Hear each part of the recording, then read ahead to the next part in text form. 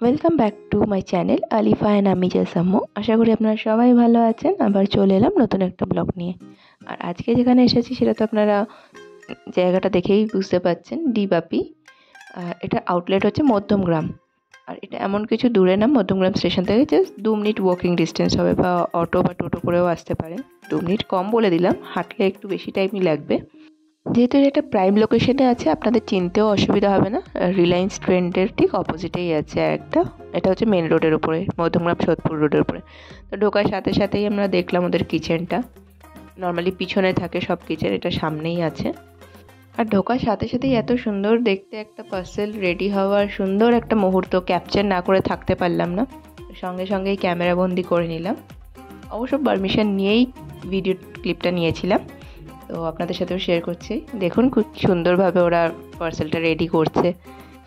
তারপরে আর বেশিক্ষণ না দাঁড়িয়ে থেকে, কেন কি বিরিয়ানির সামনে আর ফুচকার সামনে দাঁড়ানো যায় না, এমন দুটো জিনিস। ফুচকাটার সামনেও বেশিক্ষণ বাটি নিয়ে দাঁড়ানো থাকা যায় না, আর বিরিয়ানির সামনেও হাঁড়ি খোলা অবস্থায় সামনে দাঁড়ানো থাকা যায় না। তো দেরি না করে ভেতরে গেলাম। তো ভাবলাম যে অর্ডারটা নিতে আসবে, কিন্তু নিতে এলো না। আর তার আগে এই যে দেখুন, ভেতরে বেশি বসার জায়গা নেই, হার্ডলি 6 কি 7 খানা, 6 কি 7টা টেবিল হবে। তো বসে ওয়েট করছিলাম যে কখন অর্ডার নিতে আসবে, কিন্তু তারপরে দেখলাম না। হঠাৎ একজন এসে বললো যে আপনাদেরকে কুপন কাটতে হবে। সেটা আগে বলে দিলেই ভালো হতো, ঢোকার সাথে সাথেই কুপনটা কেটে নিতাম। যাই হোক, কুপন কাটার ব্যাপারটা জানার পরেই সঙ্গে সঙ্গে কুপনটা কেটে নিলাম। ভাবলাম কুপন কাটার সাথে সাথেই খাবারটা চলে আসবে, বাট অনেকটা টাইম লেগেছিলো খাবার আসতে। আমরা একাই ছিলাম। আমরা যেহেতু খুব তাড়াতাড়ি পৌঁছে গেছিলাম ফার্স্ট হাফে, মানে ফার্স্টই যে গেছিলাম। আর একটা প্রবলেম হচ্ছিলো, এক তো ওই দিনকে প্রচণ্ড গরম ছিল, তারপরে পাওয়ার কাট ঠিক বলবো না, এসি তো চলছিলই না, আর লাইট একবার যাচ্ছে আর আসছে। আর এই যে দেখে নিন, আপনাদের সাথে ওনাদের মেনু কার্ডটা শেয়ার করছি। ওদের আলাদাভাবে কোনো মেনু কার্ড ছিল না, এইভাবে দেওয়ালের মধ্যে মেনু কার্ডটা লেখা ছিল। মানে মেনু যে আইটেমগুলো আছে সেগুলো লেখা ছিল, আর পাশে প্রাইসগুলো। আপনারা চাইলে পজ করে দেখতে পারেন। আমি শেষের দিকেও একবার মেনু কার্ডটা শেয়ার করেছি, সেটাও চাইলে চেক করতে পারেন। আর যারা আমার এই ব্লগটা দেখছেন তারা একবার জানাবেন, তারা যদি এই আউটলেটটা গিয়ে থাকেন তাহলে কেমন লেগেছে আপনারা শেয়ার করবেন আমার সাথে। আমি এখনও শেয়ার করলাম না আপনাদের সাথে যে আমার কেমন লেগেছে, এখন অবধি খাবার এসে পৌঁছায়নি। এই যে সবে আমাদের স্টার্টারের যে আইটেমটা ছিল ফিশ ফ্রাই, সেটা এসে পৌঁছেছি। তার সাথে স্যালাড দিয়েছে, ফিশ ফ্রাই ছিল, ভালো ছিল, মানে খুব ভালো না খুব খারাপও না, মাঝামাঝি। দাদা বৌদির সাথে তো কম্পেয়ার করা যাবে না, দাদা বৌদির ডায়মন্ড ফিশ ফ্রাই তো কোনো কথাই হবে না। আর যতক্ষণ আর নেক্সট আইটেম আসছে ততক্ষণ ওখানকার অ্যাম্বিয়েন্সটা একটু আপনাদের সাথে শেয়ার করি, আপনাদেরকে ক্যামেরাটা একটু ঘুরিয়ে দেখিয়ে দিই। আমরা যে মধ্যমগ্রাম আউটলেটে আছি সেখানকার যে রেস্টুরেন্টটা আছে সেটা কেমন দেখতে। সব শেষে চলে এলো আমাদের মেন কোর্সের মেন আইটেম বিরিয়ানি, যার জন্য আমাদের অনেক ওয়েট করতে হয়েছিল।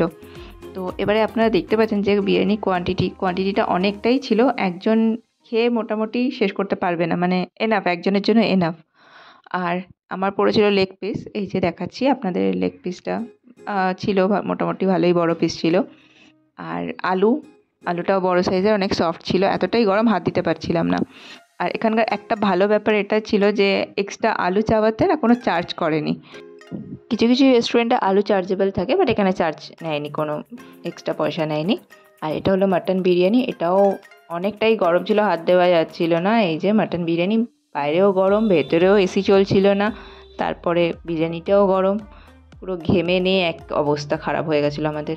বিরিয়ানির টেস্টটা খারাপ ছিল না, অয়েলিও বলবো না, কিন্তু প্রচণ্ড ঘি ছিল। ওপর থেকে মনে হচ্ছিলো অনেক অনেক ঘি দেওয়া হয়েছে হাঁড়িটা খোলার পরে। তো সেই হিসাবে আমি বলছি।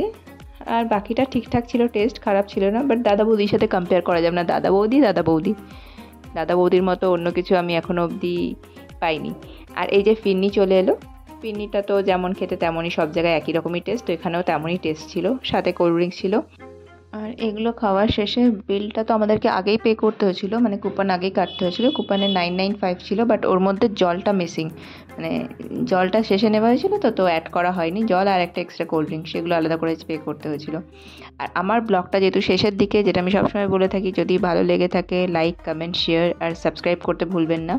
আর আপনারা যারা ফেসবুক পেজ থেকে দেখছেন, আমার পেজটাকে ফলো করে দেবেন, লাইক করে দেবেন, আর ভালো লাগলে একটু শেয়ার করে দেবেন।